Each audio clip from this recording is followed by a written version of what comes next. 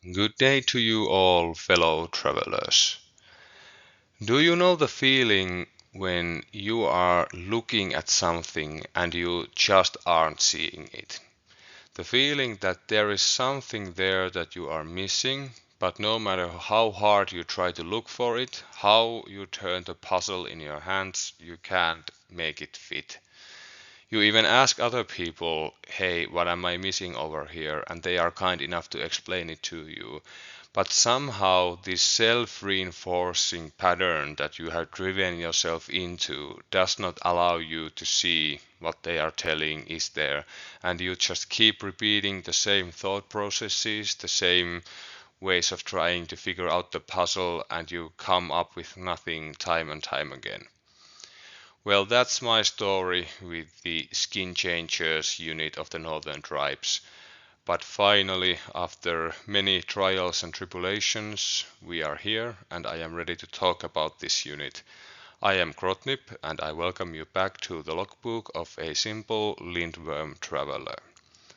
Today we are going to be taking a look at one of the coolest units that has been written, modeled and released into the game of Warcrow, and that is the legendary skin changers of the Varank forces, nowadays included in the Northern Tribes faction. Let's see if these warriors truly are worthy of their legend or whether their bite is actually not as bad as their bark. Let's ask the question, who are the skin changers then? Those of you familiar with the Varank culture know that there are two extremely important facets of that northern tribe culture. One is the tattoos that the Varanks adorn their bodies with, and these images not only tell the life story of the Varank in question, but they can also possess magical powers that can be called upon when needed. Another important aspect is the totem animal of each individual Varank. In a ceremony that each youngling attends upon reaching adulthood, this totem animal will be revealed to the particular Varank, and from here on out, they can start to familiarize themselves with it. The tribe's tattooist will inscribe this magical tattoo of the totem animal on the skin of each varank, and they can use the animal spirit within them and this magical tattoo in order to gain benefits befitting of the animal in question. Some of the varanks, however, can go beyond simply drawing power from this totem animal. Some are capable of at least partially transforming into the said animal.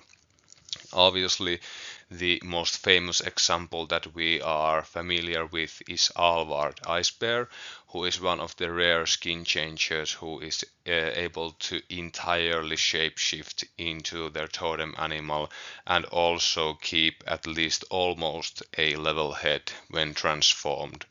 For the rest of the skin changers, the process of learning to transform is difficult.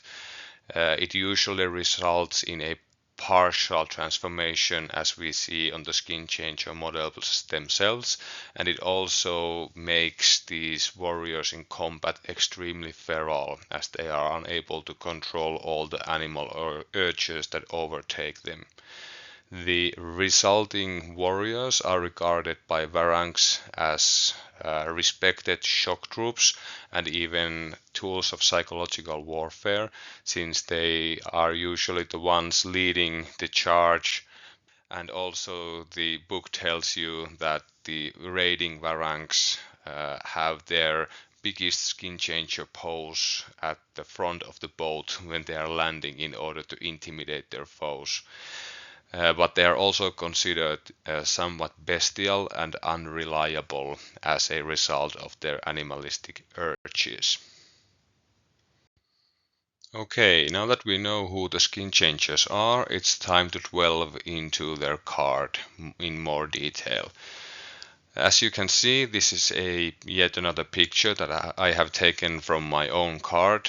The Chorus Belly team has uploaded most of the cards to their press release kit on their webpage, but for some reason the cards from the Beyond Winds from the North weren't there the last time I checked, so this is what we'll have to work with. As you can see, the skin changer's cost is quite high. We are talking about an elite unit after all. But also remember that this 35 points only gets you 2 models, so they are extremely points heavy per model, even more so than, for example, the Orc Battle Scar to be released in December. The nice thing about the 35 points cost is the fact that it's pretty close to the other scouting and or ambushing options that we are aware of so far. The Tundra Marauders, the Dark Master and Iriavik all cost 30 points basic, so you can confuse your opponent on what it is that you are still holding in reserve if you choose to scout the skin changers, but more on that option later. As you can see, the skin changers benefit from the excellent varank movement value of 4-3 and a 10 stride charge. There's not much more to say about the 10 stride charge that hasn't been said on this channel previously. It's a good charge distance that can give you the initiative when it comes to landing the first blow in many engagements. The more particular part to the varanks is the 4-3 basic movement, and this is quite speedy when we compare this to the 3-2 moving more sluggish orcs. And this not only means that the skin changers are quite adept at positioning themselves on the battlefield, but it also means that they are quite excellent at assaulting troops that they can't see. For example, if a piece of forest terrain is involved, maybe if you are taking a fight on the streets of a village or something like this. Since the 9-3 movement combined with the base width also added to both moves means that the assault range of the skin changers is only a single stride worse than their actual charge distance, so that's pretty great. I have the star mark there behind their movement value because there is a chance that this movement value will be affected by the totem special rule, as is the case with the wounds attribute that we are talking now, but more on that later. The unit of skin changers, as mentioned, is only made up of 2 models, but each of these models does have 3 wounds per, which means that it takes more wounds to take out a skin changer than a standard hunter, for example, and the whole wounds attribute of the entire unit is quite respectable, but when we are going to be going forward, we are going to be sadly seeing that the skin changers defensive values otherwise are pretty lackluster, so they have to rely on this higher than average amount of wounds to survive, and the wounds attribute is a problematic one to lean on, since it will mean that you can only sustain damage for so long before you lose models, whereas high defense can potentially save your models over and over again.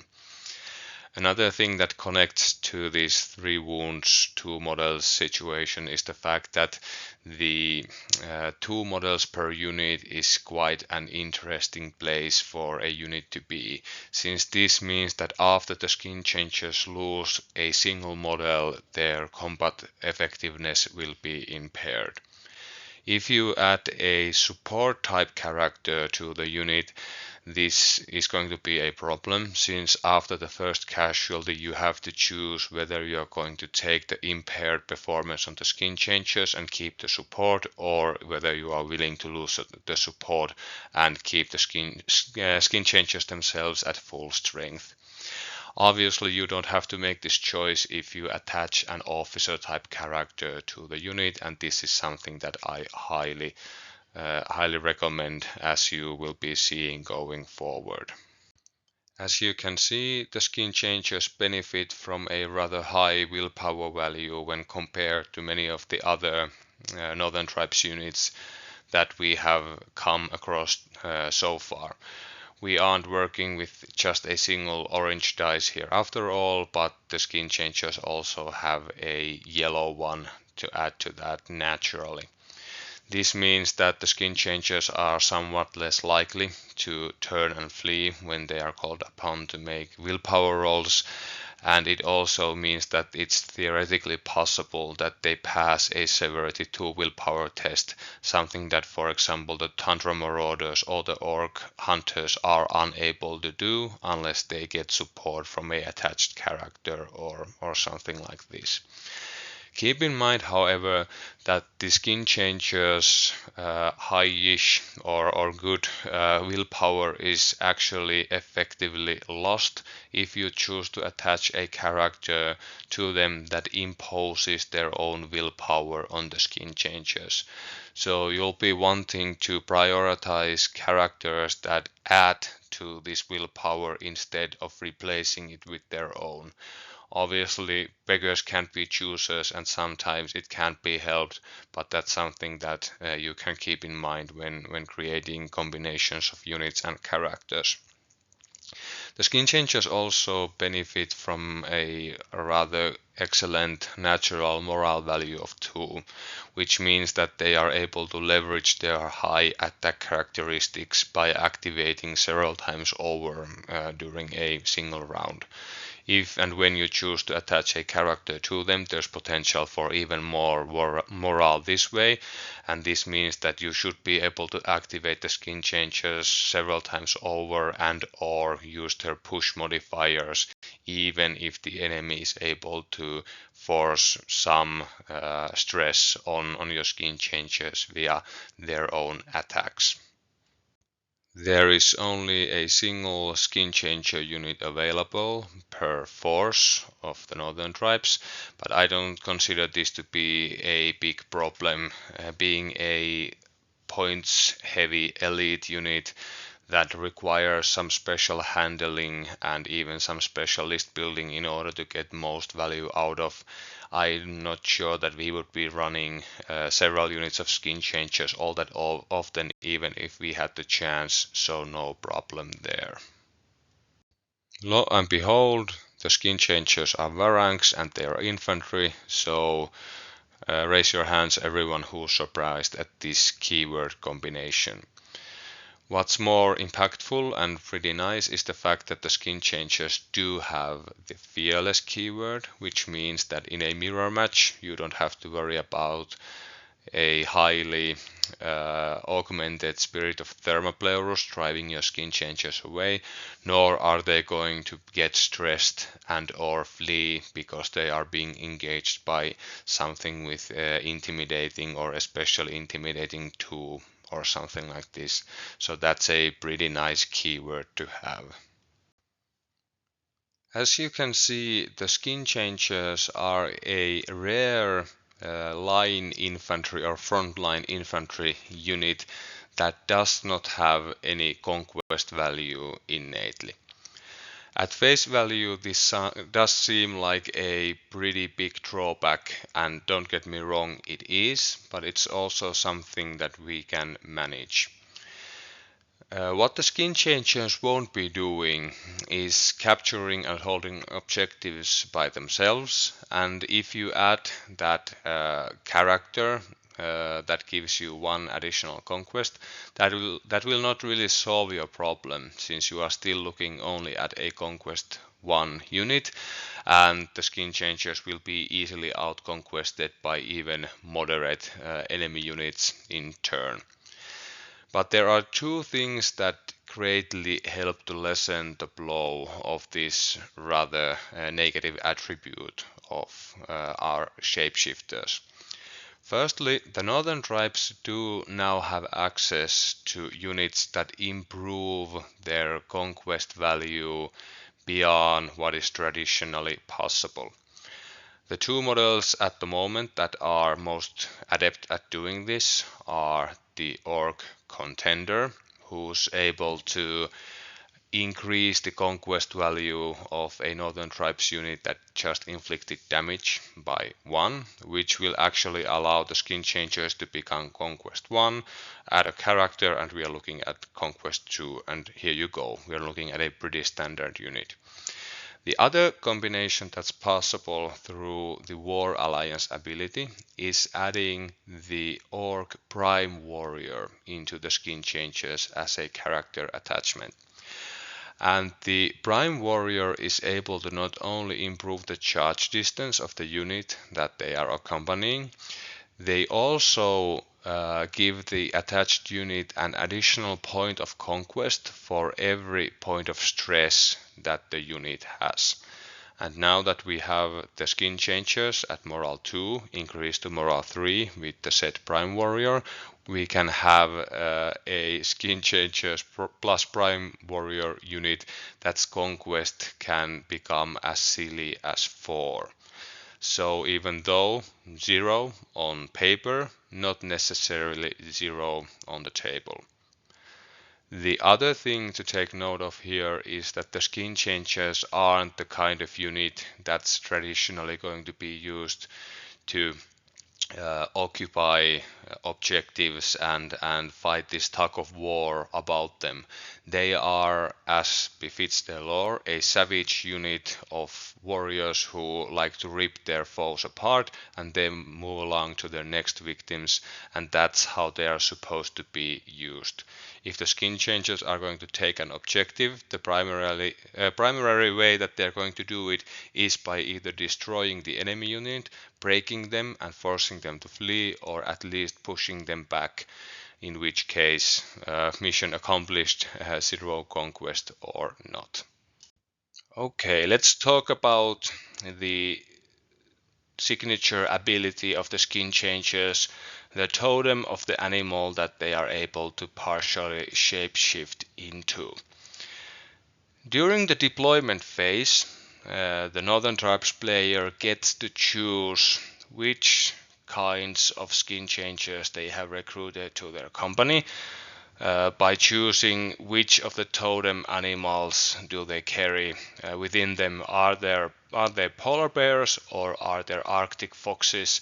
And the choice will greatly affect how the skin changers play on the battlefield, and thus the Northern Tribes player is able to maintain some strategic flexibility from game to game and even make decisions after the initiative has been rolled and after the deployment of terrain has been completed as to how the skin changers can serve their battle plan the best.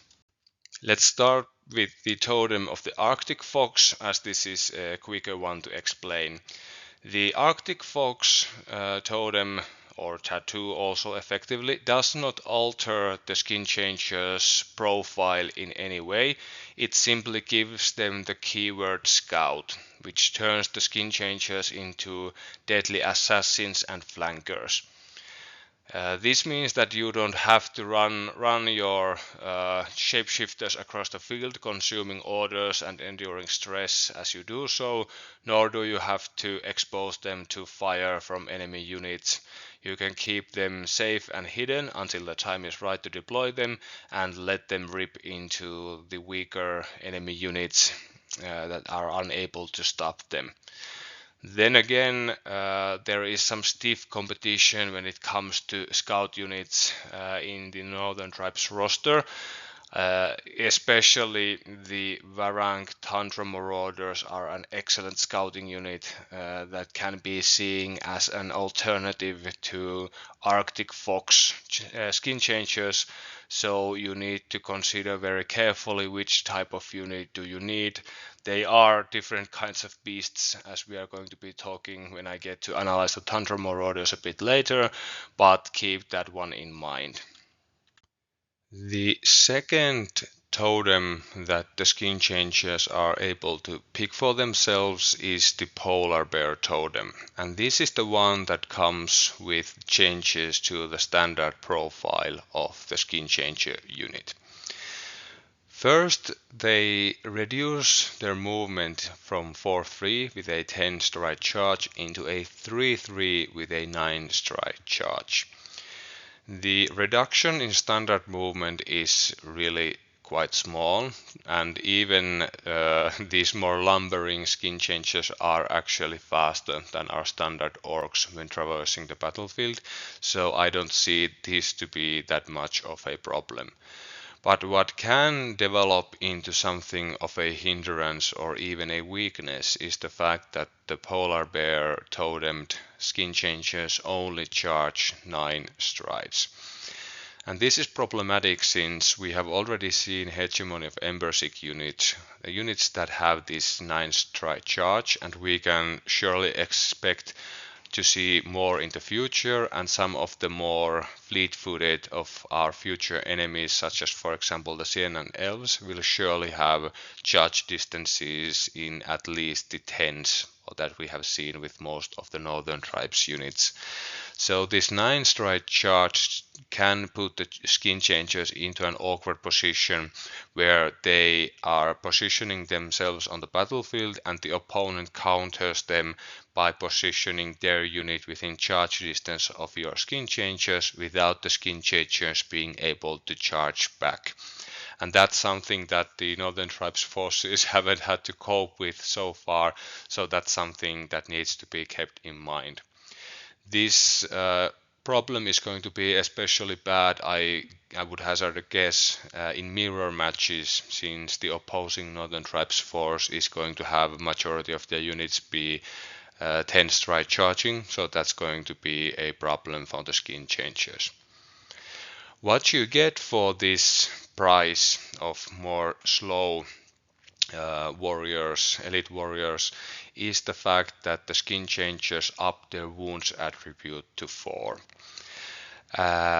It doesn't seem at face value to be such a big buff. You are only looking at total 2 additional wounds for the unit, but this really starts to add up when you add that officer type character to the unit. Since if you have a polar bear totem skin changer unit with an officer type character, they need to suffer 8 wounds before they see any impairment in their performance. In this case, that impairment being the skin changer unit being entirely wiped out and the character detaching to continue their fight solo.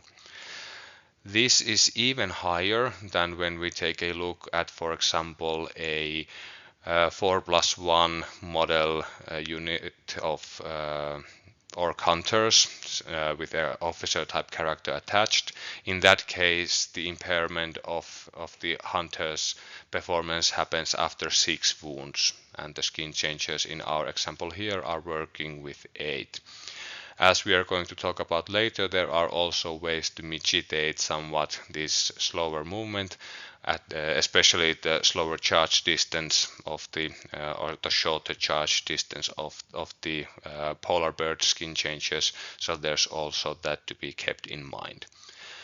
Lastly, bear in mind, pun intended, that if you want to have Ahlvard Ice Bear in your force and you want to have them escorted into battle by a unit, it has to be a unit of skin changers and it has to be a unit that assumes the totem of the polar bear. So that's the only way that combination can be ran, but maybe more on that in the appropriate high command video. Okay, now let's get to the big one. This is the part that I was getting wrong all the time, every time, and I just couldn't find the way to break through the veil of misunderstanding that I was working with. It took me to shoot and for a moment publish this video before I watched it yet again myself and then realized to my horror the mistake I had made.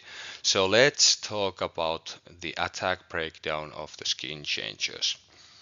As you can see from the top icon there, the skin changer's average effective damage output is high at 4 points of damage, but it's not extremely high. It's good. It's nice. It's a Northern Tribes unit. You get what I mean. But look at that maximum damage of 9. Holy moly! This is the really cool part of the skin changer's profile, at least for me. If we break down how we get to this whopping maximum of potential 9 damage, we start by taking a look at the average and maximum amount of successes that the combination of a red, 3 orange and a yellow dice can provide us, and that leads to an average of 6 successes and a maximum average of 3 successes and a maximum of 6.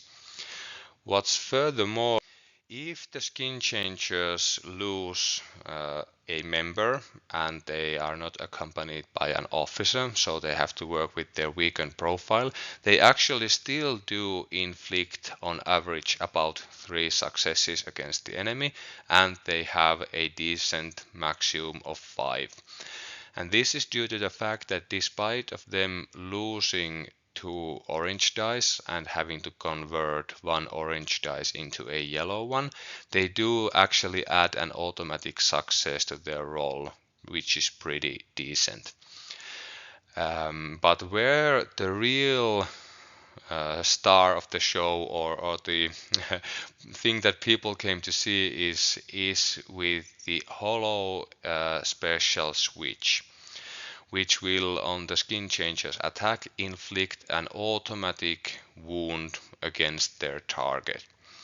And what's so special about this switch is the fact that the orange die has a single facing that does incorporate both a success and a hollow special symbol. So unlike with a traditional unit that can only inflict 2 points of damage on a roll of the red die, the skin changers are one of those rare units that can also deal 2 points of damage per dice on the orange dice. And with access to whopping 3 orange, that means that their potential ceiling of damage is crazy high. Obviously, this is extremely unlikely that you will ever get all 9 points of damage out of your skin changers.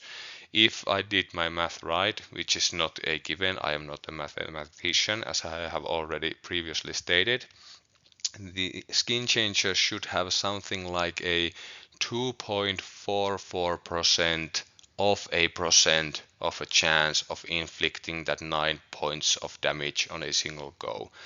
But now that I have realized that such a thing is possible, I will work extremely hard to make that a reality. I will try and play the heck out of these gals in order to someday be able to execute a perfect attack by the skin changers.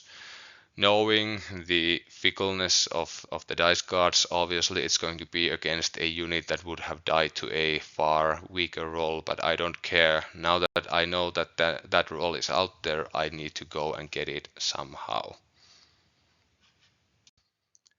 As you see from the lower damage profile or the attack profile that is in play when the skin changers fall to 1 model remaining, the fact that the unit loses all its orange dice is extremely crippling when it comes to their high damage potential, since the yellow dice not only do not have a facing with a success and a hollow special symbol, they altogether have half as many hollow special symbols as the orange dice, and they also produce successes less, as already talked about. So there is extremely high incentive for the Northern Tribes player to keep the skin changers at 2 or more models, and this is a heavy indication that they should be accompanied by a officer type character who will effectively mean that as long as at least one member of the unit stands with at least one wound remaining, you will be able to cash in the full offensive profile at their disposal. Then if we talk about the symbols that the skin changers are innately not able to make use of, their extremely high amount of dice does turn into quite a decent stream of special symbols, and with access to 2 yellow dice, even at the weaker attack profile, they will be producing these quite reliably even at that point. So a unit attachment that's able to make good use of solid specials might be worthwhile here. The skin changers also have access to some hollow success symbols. The orange dice and the red dice have one facing with such a symbol each, and the yellow actually has two. So again, if a character that joins them has a way of making this work, then all the more power to you. As the skin changers aren't elite, they can't use them themselves, so there is no opportunity cost involved in such an endeavor. You can also see from the attack breakdown that the skin changers actually don't have an offensive push modifier, so they have to live and die by whatever the attached character will add to them. This leads us to the defense breakdown, and this is unfortunately quite a sorrowful story to tell. The skin changers are extremely poor at defending themselves. Their defense roll at full strength is made up only of a blue dice and 2 black dice, which will on average produce you exactly one block symbol, with the ceiling being 3, but this being highly unlikely since the black dice will give you a block only 25% of the time. The skin changers do have the defensive switch that we already are accustomed to through the orc hunters, so that they can exchange blocks for successes when defending, but this is a rather problematic ability to use with them, since they aren't going to be producing that many blocks anyway due to the poor dice involved. And even if you were able to employ this switch, do you really want to suffer damage on your high value, high cost, high performance unit in order to deal some back to the enemy? I would not think so most of the time. The situation becomes even more dire when the unit falls down to a single skin changer, since now they lose the best dice out of the bunch, the blue one, and they have to make do with only 2 black ones, which is really, really rough. So all in all, skin changers that are going to get hit are skin changers that are going to get wounded, and skin changers that are going to get wounded are also going to get killed. So I would argue that from what we have so far seen, the best way of keeping the skin changers safe is first and foremost to stop the enemy from attacking them, and if you want to shore up the toughness of the unit, it needs to happen through a attached character who is preferably an officer and who hopefully adds an automatic block symbol or otherwise helps the unit endure incoming damage. The skin changers do have a powerful innate push modifier on the defensive, which in true Northern Tribes fashion does not actually help them defend themselves, but at full strength it does give the unit a red dice and an automatic success worth of counter-attacking damage, which is reduced to just a red dice when the unit falls down to their last member. There has been a lot of talk about this push modifier on the forums, since the formatting seems to be a bit weird. The traditional plus symbol has been replaced by a double dot symbol, but the rules don't seem to support this being anything different. So I think we work on the assumption that this is just a standard push modifier that adds the dice and symbols involved to the roll instead of substituting them for your defensive dice.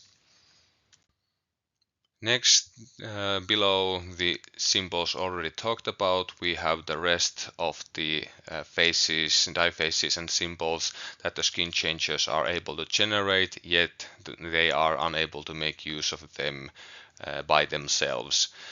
The skin changers, thanks to the two black dice they are always rolling on the defense, are able to generate a rather high amount of average and potential special symbols, and if you are able to attach a character to them that can make good use of these solid special symbols to power defensive switches, then there might be a place for them in the skin changers. There are also some hollow symbols available, but not all that many, and there aren't at this point at least too many Northern Tribes characters who focus heavily on defensive switches, so this isn't something that you should be probably focusing on too much either. I would personally rather try and focus on adding a character attachment that adds automatic block symbols or potentially even defensive dice to the skin changers, and also those types that can add their own push modifiers on top of the one the skin changers already have. Okay, let's finally tie this one on a bow and let's see it released to the world. To me, the skin changers are a unit of extremely high potentials. They have the ability to customize their battlefield role during deployment by choosing their totem, which in some situations may see you reap quite nice benefits to your overall battle plan. And their crazy high potential damage output can, in the circumstances where you manage to roll hot, be really backbreaking to your opponent. But at the same time, we have to acknowledge the fact that the skin changers are costly. Their defensive metrics are extremely lackluster. They have no innate conquest value, and under normal circumstances, at least as of right now, they have a rather restricted pool of attachable characters. Then again, if your force does include a War Alliance character, then this pool of attachable characters obviously grows rather exponentially, and somebody like, for example, Lotta would be a great addition to the skin changers, helping them to even further increase their damage output to a truly absurd level, while also increasing their survivability and gaining additional threat range, overcoming the limitations of the polar bear totem, for example. The decision on whether to include skin changes in future Northern Tribes companies will probably hinge on how highly do the players fielding them rate the ability to customize the unit's approach upon deployment, and what mileage can players learn to get out of their crazy high potential damage. Obviously, we haven't seen all of the varank characters that we are going to have access to, so this can also greatly enhance the attractiveness of picking skin changers in the future. All in all, I'm finally at a place where I can truly say with all my heart that this is a great and interesting unit. It's a unit that extremely well depicts its wild, unpredictable, and murderous background, and I am really happy to keep experimenting with the varank skin changers in the future. All in all, this has been the hardest ever unit analysis to formulate, produce, and release, but hey, we got here. Have a great week, fellow travelers. Hope to see you again soon.